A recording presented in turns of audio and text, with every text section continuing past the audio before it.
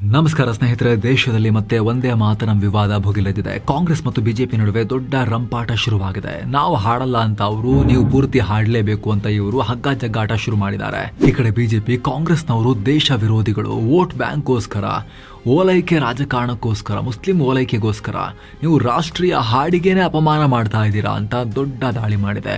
Full ಹಾಡೋಕೆ ಏನು problem ನಿಮಗೆ?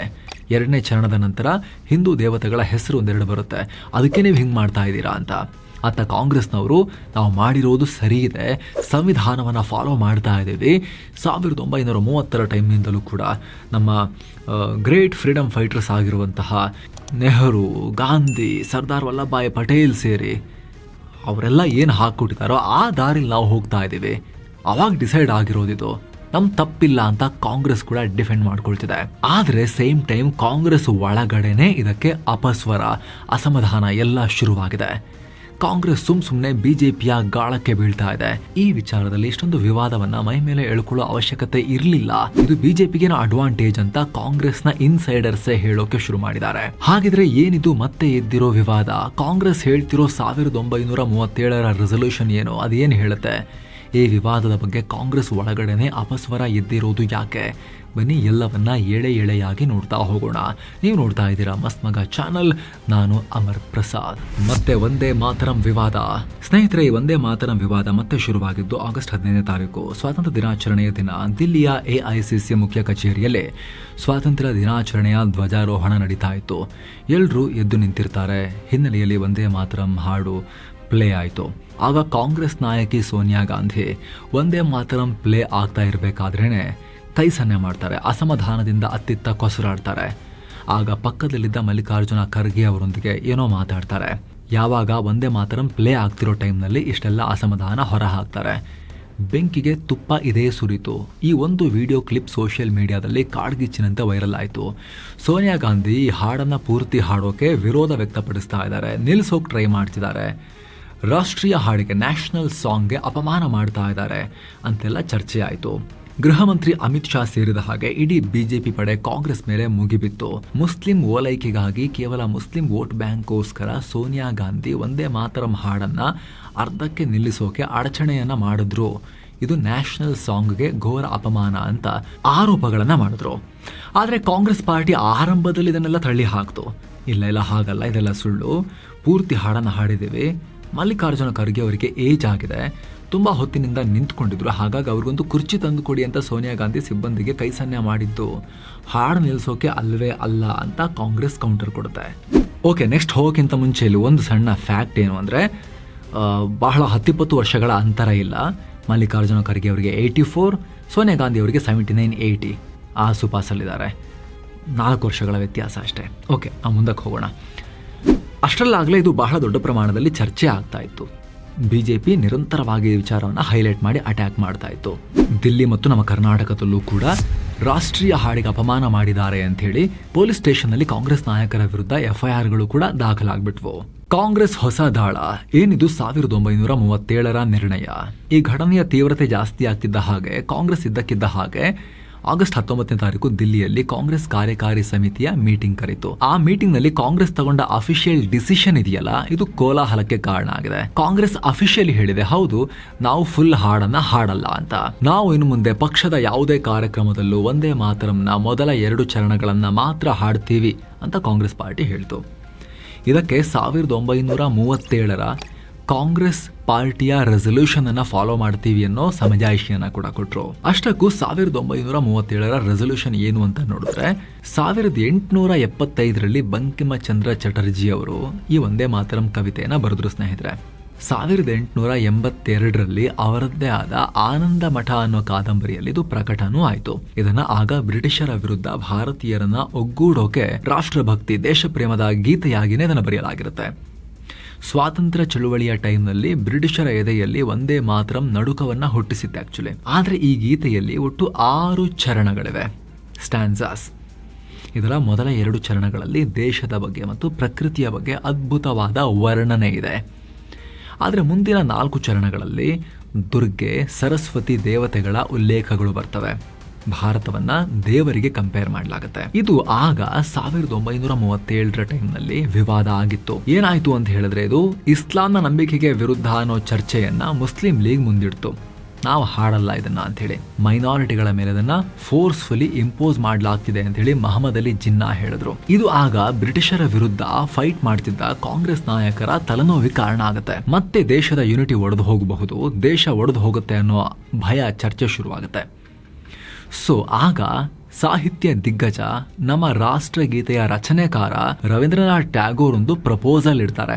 ಬಂಕಿಮ ಚಂದ್ರ ಚಟರ್ಜಿ ಅವರು ಬರೆದ ಈ ಗೀತೆಯ ಮೊದಲ 2 ಚರಣಗಳನ್ನಷ್ಟೇ ಹಾಡೋದು ಸೂಕ್ತ ಅಂತ ರವೀಂದ್ರನಾಥ್ ಟ್ಯಾಗೋರ್ ಅವರು ಸಲಹೆ ಕೊಡ್ತಾರೆ. ಇದು ಎಲ್ರಿಗೂ ಒಪ್ಪಿಗೆ ಆಗುತ್ತೆ, ಯಾಕಂದ್ರೆ ಇಲ್ಲಿ ದೇಶದ ಬಗ್ಗೆ ವರ್ಣನೆ ಇದೆ, ಯಾವುದೇ ದೇವರ ಬಗ್ಗೆ ಇಲ್ಲ, ಪರ್ಟಿಕ್ಯುಲರ್ ದೇವರ ಉಲ್ಲೇಖ ಇಲ್ಲ ಅಂತ ಹೇಳಿ. ನಂತರ 1937 ಅಕ್ಟೋಬರ್ 28ನೇ ತಾರೀಕು ಕಾಂಗ್ರೆಸ್ ಒಂದು ಅಧಿಕೃತ ನಿರ್ಣಯವನ್ನ ಕೂಡ ಪಾಸ್ ಮಾಡುತ್ತೆ, ಮೊದಲ 2 ಪ್ಯಾರಾ ಅಷ್ಟೇ ಹಾಡೋದು ಅಂತ. ಈ ಮೀಟಿಂಗ್ ನಲ್ಲಿ ಮಹಾತ್ಮ ಗಾಂಧಿ, ಜವಾಹರ್ಲಾಲ್ ನೆಹರು, ಸುಭಾಷ್ ಚಂದ್ರ ಬೋಸ್, ಸರ್ದಾರ್ ವಲ್ಲಭಾಯ್ ಪಟೇಲ್ ಮತ್ತು ಮೌಲಾನಾ ಅಬುಲ್ ಕಲಾಂ ಆಜಾದ್ ರಂತಹ ನಾಯಕರು ಕೂಡ ಕುಳಿತಿದ್ರು. ಇವತ್ತು ಕಾಂಗ್ರೆಸ್ ಹೇಳ್ತಿರೋದು ಇದನ್ನೇ, ನಾವು ಹೊಸದಾಗಿ ಏನೂ ಮಾಡ್ತಾ ಇಲ್ಲ, ಸ್ವತಃ ಗಾಂಧಿ ಬೋಸ್ ಕಾಲದ ನಿರ್ಣಯವನ್ನ ಇವತ್ತು ಪಾಲಿಸ್ತಾ ಇದ್ದೀವಿ, ತಪ್ಪೇನಿದೆ ಅಂತ. ಅವತ್ತು ದೇಶ ಒಡೆದು ಹೋಗಬಾರ್ದಂತ ಮಾಡಲಾಗಿತ್ತು, ಈ ರೀತಿ ಒಂದು ಕಟ್ ಶಾರ್ಟ್ ಮಾಡಲಾಗಿತ್ತು. ಆದರೆ ದೇಶ ಒಡೆಯೋದನ್ನ ಉಳಿಸ್ಕೊಳ್ಳಿಕ್ಕೆ ಅವತ್ತು ಆಗಲಿಲ್ಲ. ಮುಸ್ಲಿಂ ಲೀಗ್ ಮೊದಲ 2 ಚರಣವನ್ನ ಹಾಡೋದನ್ನು ನಾವು ಒಪ್ಪಲ್ಲ ಅಂತ ಹೇಳಿ ಕಂಟಿನ್ಯೂ ಮಾಡ್ತು ವಿರೋಧವನ್ನ ವಂದೇ ಮಾತರಂಗೆ. ಅಲ್ಟಿಮೇಟ್ಲಿ ದೇಶವನ್ನ ಒಂದಾಗೊಳಿಸ್ಕೊಳ್ಳೋಕ್ಕಾಗ್ಲಿಲ್ಲ, ಪಾರ್ಟಿಷನ್ ಆಯ್ತು, ಭಾರತ ಡಿವೈಡ್ ಆಯ್ತು. ಓಕೆ, ಇದು ಇತಿಹಾಸ. ಆದ್ರೆ ಈಗ ಸ್ವಾತಂತ್ರ್ಯ ಬಂದು ಇಷ್ಟೊಂದು ವರ್ಷ ಆಗಿರೋ ಟೈಮ್ನಲ್ಲಿ, 7-8 ದಶಕ ಕಳೆದಿರೋ ಟೈಮ್ನಲ್ಲಿ ಇವಾಗ ಮತ್ತೆ ವಿವಾದ ಆಗ್ತಾ ಇದೆ. ಕಾಂಗ್ರೆಸ್ ಪಾರ್ಟಿ ನಾವು ಫುಲ್ ಹಾಡಲ್ಲ ಅಂತ ಇವತ್ತು ಕೂಡ ಪಟ್ಟು ಹಿಡಿದು ಕುಳಿತುಕೊಂಡಿದೆ. ಕರ್ನಾಟಕ ಕಾಂಗ್ರೆಸ್ನ ಅಧ್ಯಕ್ಷರಾಗಿರೋ BK ಹರಿಪ್ರಸಾದ್ ಅವರಂತೂ ಜೈಲಿಗೆ ಹಾಕದಾರ ಹಾಕಿ, ನಮ್ಮನ್ನ ನೇತು ಹಾಕದಾರ ಹಾಕಿ ನಾವು ಹಾಡಲ್ಲ ಅಂತ ಡಿಕ್ಲೇರ್ ಮಾಡಿದ್ದಾರೆ. ಬಿಜೆಪಿ ಪಿಚ್ ನಲ್ಲಿ ಕಾಂಗ್ರೆಸ್ ಬ್ಯಾಟಿಂಗ್, ಕೈ ನಾಯಕರಿಂದಲೇ ಅಪಸ್ವರ. ಕಾಂಗ್ರೆಸ್ ಇವತ್ತು ಕೂಡ ಇಂಥ ನಿರ್ಣಯವನ್ನ ಕೈಗೊಳ್ತಿರೋದಕ್ಕೆ ಕಾಂಗ್ರೆಸ್ನ ಒಳಗೇನೆ ಅಪಸ್ವರ ಎದ್ದಿದೆ. ಕಾಂಗ್ರೆಸ್ನ ಕೆಲ ಹಿರಿಯ ನಾಯಕರು ಪಕ್ಷದ ನಡೆ ಸರಿ ಇಲ್ಲ ಅಂತ ಹೇಳ್ತಿದ್ದಾರೆ.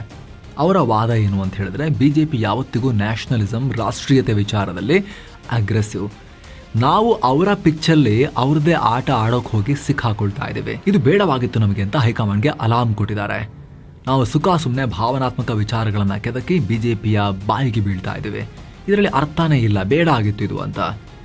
ದೇಶದಲ್ಲಿ ವಿದ್ಯಾರ್ಥಿಗಳ ಸಮಸ್ಯೆ, ಅಯೋಧ್ಯ ಹಗರಣದಂತ ಸ್ಟ್ರಾಂಗ್ ವಿಚಾರಗಳಿವೆ, ಎಷ್ಟೋ ಸಮಸ್ಯೆಗಳಿದೆ. ಅದನ್ನ ಕಾಂಗ್ರೆಸ್ ಅಡ್ರೆಸ್ ಮಾಡೋದು ಬಿಟ್ಟು ಈ ವಿಚಾರವನ್ನ ಕೆಣಕದಷ್ಟು ನಮಗೆ ಡ್ಯಾಮೇಜೇ ಹೊರತು ಇದರಿಂದ ನಮಗೇನು ಪ್ರಯೋಜನ ಇಲ್ಲ ಅಂತ ಹೇಳಿ ಅಸಮಾಧಾನ ಹೊರ ಹಾಕಿದ್ದಾರೆ. ಈ ಕಡೆ ಆಗಸ್ಟ್ 15ನೇ ತಾರೀಕು ಕಾಂಗ್ರೆಸ್ ಆಡಳಿತ ಇರೋ ಹಿಮಾಚಲ ಪ್ರದೇಶ, ಕರ್ನಾಟಕ, ತೆಲಂಗಾಣದಲ್ಲಿ ಮತ್ತು ಕಾಂಗ್ರೆಸ್ ಮೈತ್ರಿ ಇರೋ ಜಾರ್ಖಂಡ್ನಲ್ಲಿ ಸರ್ಕಾರಿ ಕಾರ್ಯಕ್ರಮಗಳಲ್ಲಿ ಪೂರ್ಣ 6 ಚರಣಗಳ ವಂದೇ ಮಾತರಮನ್ನ ಅಧಿಕೃತವಾಗಿ ಹಾಡಿಸಿದ್ದಾರೆ. ಆದ್ರೆ ಕೇರಳದಲ್ಲಿ ಮಾತ್ರ ಹಾಡೇ ಇಲ್ಲ. ಒಂದು ಕಡೆ ರಾಜ್ಯದಲ್ಲಿ ಪೂರ್ತಿ ಹಾಡು ಹಾಡಿಸ್ತಾರೆ, ಇನ್ನೊಂದು ಕಡೆ ಕೇರಳದಲ್ಲಿ ಸ್ಕಿಪ್ ಮಾಡ್ತಾರೆ. ದಿಲ್ಲಿಯಲ್ಲಿ ಹೈಕಮಾಂಡ್ 2 ಚರಣ ಅಂತ ಹೇಳ್ತಾರೆ. ಕಾಂಗ್ರೆಸ್ಗೆ ಇಲ್ಲಿ ಕಂಪ್ಲೀಟ್ ಕನ್ಫ್ಯೂಷನ್, ಕೇಆಸ್ ನ ಸಿಚುವೇಶನ್ ಇದೆ ಇಲ್ಲಿ ನೋಡಿ. ಇಲ್ಲಿ ಇತ್ತೀಚೆಗೆ ಈ ವಿಚಾರದಲ್ಲಿ ಕಲ್ಕತ್ತಾ ಹೈಕೋರ್ಟ್ ಒಂದು ಮಾತನ್ನ ಹೇಳ್ತು. ಈ ಹಾಡು ಹಾಡಿದ್ರೆ ಧಾರ್ಮಿಕ ಭಾವನೆಗೆ ಧಕ್ಕೆ ಆಗುತ್ತೆ ಅಂತ ಹೇಳಿ ವಿಚಾರ ಬಂದಾಗ ಹೈಕೋರ್ಟ್ ಹೇಳ್ತು, ಏನಾಗಲ್ಲ, ಆಕಾಶ ಏನು ಕಳಚಿ ಬೀಳೋದಿಲ್ಲ, ಇದನ್ನು ಹಾಡಿದ ತಕ್ಷಣ ಧಾರ್ಮಿಕ ಭಾವನೆಗೆ ಏನು ಧಕ್ಕೆ ಆಗಲ್ಲ. ಸಾವಿರಾರು ಕ್ರಿಶ್ಚಿಯನ್ ಶಾಲೆಗಳು, ಮಿಷನರಿ ಶಾಲೆಗಳು ದೇಶದಲ್ಲಿವೆ, ಅಲ್ಲಿ ಎಲ್ಲ ಧರ್ಮಗಳ ವಿದ್ಯಾರ್ಥಿಗಳು ಓದ್ತಾರೆ. ಅಲ್ಲಿ ಪ್ರಾರ್ಥನೆಯಲ್ಲಿ ಕ್ರೈಸ್ತ ವಿಚಾರಗಳನ್ನು ಕೂಡ ಪ್ರೇ ಮಾಡ್ತಾರೆ. ಅದನ್ನು ಹಾಡಿದ ತಕ್ಷಣ ಕ್ರೈಸ್ತ ವಿಚಾರಗಳನ್ನ ಪ್ರೇ ಮಾಡಿದ ಬೇರೆ ಧರ್ಮದವರ ಧರ್ಮ ಬದಲಾಗಿ ಆಕಾಶ ಕಳಚಿ ತಲೆ ಮೇಲೆ ಬೀಳಲ್ವಲ್ಲ, ಹಾಗೆ ಇಲ್ಲೂ ಒಂದೇ ಮಾತ್ರ ಹಾಡಿದ ತಕ್ಷಣ ಏನು ಪ್ರಾಬ್ಲಮ್ ಆಗಲ್ಲ ಅಂತ ಹೈಕೋರ್ಟ್ ಹೇಳಿದೆ. ಕೋರ್ಟೇ ಹಿಂಗೆ ಹೇಳ್ತಿರ್ಬೇಕಾದ್ರೆ ಜೊತೆಗೆ ದೇಶದ ಹೆಚ್ಚಿನ ಜನರಲ್ಲಿ ಇದಕ್ಕೆ ಬಹಳ ದೊಡ್ಡ ವಿರೋಧನೂ ಇಲ್ಲ ಇವತ್ತಿನ ದಿನಗಳಲ್ಲಿ. ಅಂಥ ಟೈಮ್ನಲ್ಲಿ ಕಾಂಗ್ರೆಸ್ ಮಾತ್ರ ತನ್ನ ಸ್ಟ್ಯಾಂಡ್ನಿಂದ ಇಕ್ಕಳಕ್ಕೆ ತಾನೇ ಹೋಗಿ ತನ್ನ ಜೀವವನ್ನ ಸಿಕ್ಕಿಸ್ಕೊಳ್ತಾ ಇದೆ. ರೂಲ್ಸ್ ಏನ್ ಹೇಳುತ್ತೆ, ಬರೀ 2 ಚರಣ ಹಾಡ್ಬೋದಾ? ಸ್ನೇಹಿತರೆ, 2026 ಜುಲೈ ತಿಂಗಳಲ್ಲಿ ಕೇಂದ್ರ ಸರ್ಕಾರ ಸಂಸತ್ನಲ್ಲಿ ಒಂದು ಬಹುಮುಖ್ಯವಾದ ಕಾಯ್ದೆಯನ್ನ ಪಾಸ್ ಮಾಡಿದೆ. Prevention of insults to national honour amendment act 2026, ರಾಷ್ಟ್ರೀಯ ಗೌರವಕ್ಕೆ ಅಪಮಾನ ತಡೆ ತಿದ್ದುಪಡಿ ಕಾಯ್ದೆ 2026. ಈ ಹೊಸ ಕಾಯ್ದೆ ಮೂಲಕ ವಂದೇ ಮಾತರಂ ಹಾಡಿಗೆ ನಮ್ಮ ರಾಷ್ಟ್ರಗೀತೆಯಾದ ಜನಗಣ ಮನದಷ್ಟೇ ಸಮಾನವಾದ ಕಾನೂನು ರಕ್ಷಣೆ ಮತ್ತು ಅಷ್ಟೇ ಗೌರವವನ್ನು ಕೊಡಲಾಗಿದೆ. ಗಮನಿಸಿ, ಸ್ವಾತಂತ್ರ್ಯ ಬಂದ ಆರಂಭದಲ್ಲೇ ಇದನ್ನ ರಾಷ್ಟ್ರೀಯ ಹಾಡನ್ನಾಗಿ ಅಂಗೀಕಾರ ಮಾಡಿ ಗೌರವವನ್ನು ಕೊಡಲಾಗಿದೆ. ಇವಾಗಲ್ಲ, ಜನಗಣಮನ ರಾಷ್ಟ್ರಗೀತೆ ಇದು ರಾಷ್ಟ್ರೀಯ ಹಾಡು ವಂದೇ ಮಾತರಂ ಅಂತ ಸ್ವಾತಂತ್ರ್ಯ ಬಂದಾಗಲೇ ಆರಂಭದ ವರ್ಷಗಳಲ್ಲೇ ಭಾರತ ಸರ್ಕಾರ ಇದನ್ನ ಆ ಸ್ಥಾನಮಾನ ಕೊಟ್ಟಿದೆ. ಆದರೆ ಈಗ ಇನ್ನಷ್ಟು ಅದನ್ನ ಬಿಗಿ ಮಾಡಲಾಗಿದೆ. ಇದರ ಬೆನ್ನಲ್ಲೇ ಕೇಂದ್ರ ಗೃಹ ಸಚಿವಾಲಯ ಒಂದು ಮಾರ್ಗಸೂಚಿ ಹೊರಡಿಸಿದೆ. ಆ ನಿಯಮದ ಪ್ರಕಾರ ಯಾವುದೇ ಅಧಿಕೃತ ಸರ್ಕಾರಿ ಕಾರ್ಯಕ್ರಮಗಳು ಇರಬಹುದು, ಶಾಲಾ ಕಾಲೇಜುಗಳಿರಬಹುದು ಅಥವಾ ಸಾಂವಿಧಾನಿಕ ಹುದ್ದೆಯಲ್ಲಿರೋರು ಭಾಗವಹಿಸುವ ಅಧಿಕೃತ ಕಾರ್ಯಕ್ರಮಗಳಿರ್ಬೋದು, ಅಲ್ಲಿ ಸಂಪೂರ್ಣ 6 ಚರಣಗಳ ವಂದೇ ಮಾತರಂ ಹಾಡೋದು ಕಡ್ಡಾಯ. ಅಷ್ಟೇ ಅಲ್ಲ, ಈ ಹಾಡು ಪ್ರಸಾರವಾಗುವಾಗ ಎಲ್ಲರೂ ಕಡ್ಡಾಯವಾಗಿ ಅಟೆನ್ಷನ್ ಪೋಸ್ಚರ್ನಲ್ಲಿ ಎದ್ದು ನಿಲ್ಲಬೇಕು. ಈ ರೀತಿ ನಿಯಮವನ್ನು ಕೊಡಲಾಗಿದೆ. ಆದರೆ ಗಮನಿಸಿ, ಇಲ್ಲಿ ಎಲ್ಲರೂ ನಿಂತ್ಕೊಂಡು ಹಾಡಲೇಬೇಕು ಅಂತೇನಿಲ್ಲ. ಗೀತೆಯನ್ನು ಹಾಡಲಾಗುತ್ತೆ, ಆಗ ಎದ್ದು ನಿಂತ್ಕೊಂಡು ಸುಮ್ಮನೆ ನಿಂತರೂ ಕೂಡ ನಡೆಯುತ್ತೆ. ಹಾಡಲಿಕ್ಕೆ ಇಷ್ಟ ಇಲ್ಲದೆ ಇರೋರು ಪ್ರತಿಯೊಬ್ಬ ವ್ಯಕ್ತಿಯೂ ತನ್ನ ಬಾಯಲ್ಲಿ ಹಾಡಬೇಕು ಅಂತೇನಿಲ್ಲ.